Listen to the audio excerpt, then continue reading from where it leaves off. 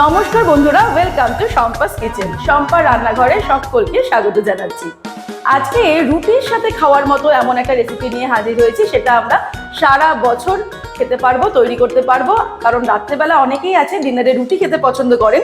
রুটির জন্য চটজলদি একটা রেসিপি হলো আলু ভেন্ডি। খুব সহজে এই রেসিপিটা তৈরি করা যায় আর খেতে কিন্তু দুর্দান্ত স্বাদের হয়।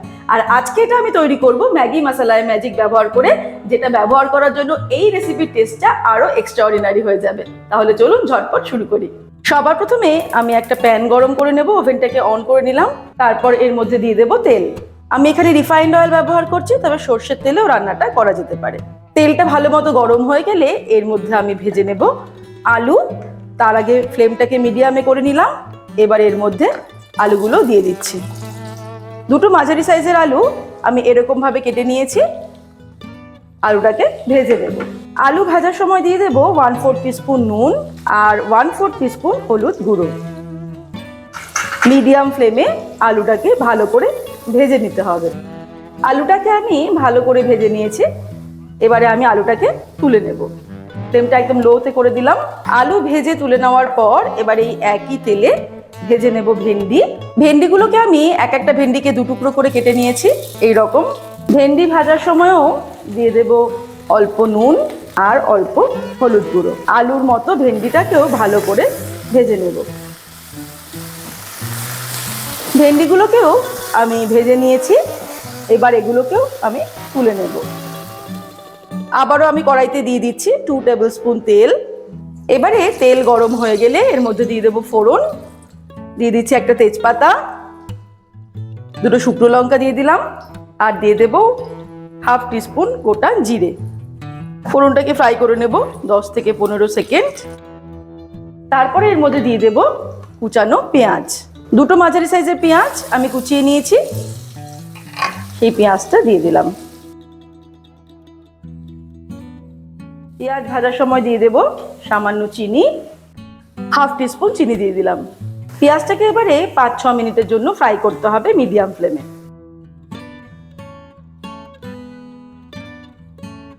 পেঁয়াজটাকে ভালো করে ভেজে নিয়েছি। এবারে ফ্লেমটাকে একদম লোতে করে এর মধ্যে দিয়ে দেব 1 টেবিল স্পুন আদা রসুন বাটা।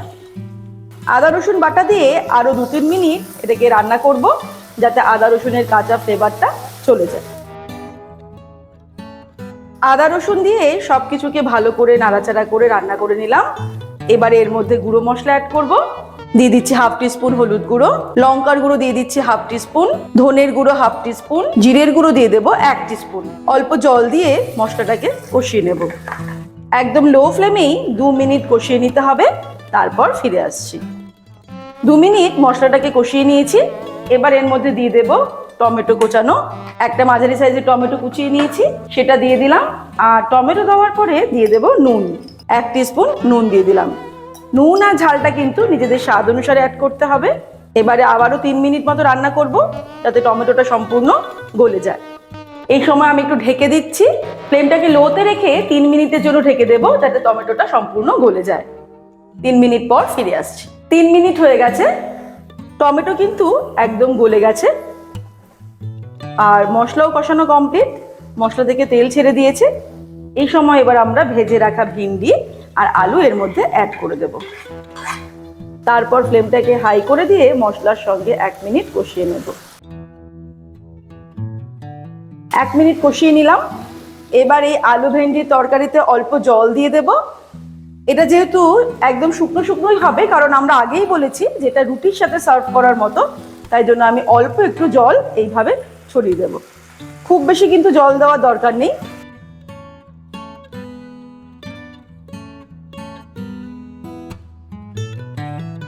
ফ্লেমটাকে একদম লোতে করে দেব। তারপর এটাকে 10 মিনিটের জন্য ঢাকা দিয়ে দিতে হবে। 10 মিনিটের জন্য এবারে এটাকে ঢেকে দেব, যাতে ভেন্ডি আর আলু সম্পূর্ণ সিদ্ধ হয়ে যায়। 10 মিনিট পর ফিরে আসছি। 10 মিনিট হয়ে গেছে। আলু ভেন্ডি কিন্তু সিদ্ধও হয়ে গেছে। এবার আমরা চেক করে নেব। একদম কিন্তু এটা শুকনো শুকনো হয়ে গেছে আর আলুও কিন্তু ভালো মতো সিদ্ধ হয়ে গেছে। ব্যাস, আমাদের আলু ভেন্ডি প্রায় রেডি। এবারে এই আলু ভেন্ডির স্বাদকে আরো এক্সট্রাঅর্ডিনারি করে তোলার জন্য আমি অ্যাড করব ম্যাগি মশলায় ম্যাজিক, যা যে কোনো সবজি রান্না হয়ে যাওয়ার পর অ্যাড করব আমরা। এই ম্যাগি মশলায় ম্যাজিক বাছাই করা সেরা 10টা মশলার মেলবন্ধনে তৈরি করা হয়, যার মধ্যে এলাচ, লবঙ্গ ও জায়ফল অন্যতম। এই মশলা যে কোনো রান্নার রং ও স্বাদকে এতটাই এক্সট্রাঅর্ডিনারি করে তোলে, যা আমরা প্রতিটা বাইটে উপভোগ করব। আমি এই ম্যাগি মশলায় ম্যাজিক প্রতিদিনের যে কোনো সবজি রান্নাতেই ইউজ করে থাকি, যা প্রতিটা রান্নার স্বাদকেই এক্সট্রাঅর্ডিনারি করে তোলে। এবারে এই আলু ভেন্ডির সাথে এই ম্যাগি মশলায় ম্যাজিক মশলাটা ভালো করে মিক্স করে দিতে হবে। ভালো করে মিক্স করে নিলাম। এবারে আমি ওভেনটাকে অফ করে দেব, তারপর এটাকে ঢাকা দিয়ে দেব আর স্ট্যান্ড বাই টাইমে 2 মিনিট রেখে দেব, যাতে এই ম্যাগি মশলায় ম্যাজিকের ফ্লেভারটা রান্নার মধ্যে ভালো মতো মিশে যায়।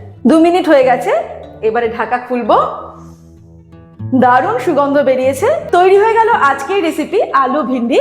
আর ম্যাগি মশলায় ম্যাজিক ব্যবহার করার জন্য আজকের এই রেসিপির টেস্টটা কিন্তু আরো এক্সট্রাঅর্ডিনারি হয়ে গেছে। গরম গরম রুটি, লুচি, পরোটার সঙ্গে আমরা এই আলু ভিন্ডি সার্ভ করতে পারি ডিনারে অথবা লাঞ্চে।